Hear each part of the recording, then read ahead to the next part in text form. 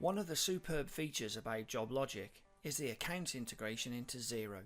To get started using this feature, you simply go into your Joblogic settings area and into your company details.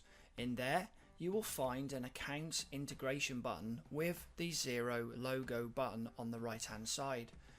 Simply click on the Connect to Xero button and you'll be taken to the Xero login gateway.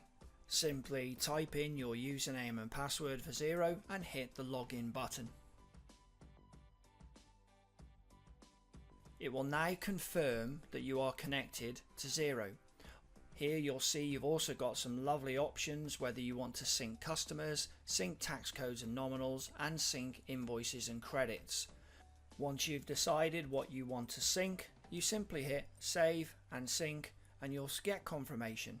Let's hit proceed and we'll just get a notification in there and the Xero account sync has started, and we click OK.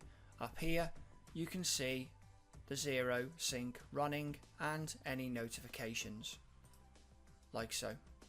Please be mindful of the fact as well that if you've raised any invoices inside Joblogic, the nominals or charter of accounts that Xero calls it and the VAT rates must exist inside Xero and Joblogic for the sync to work.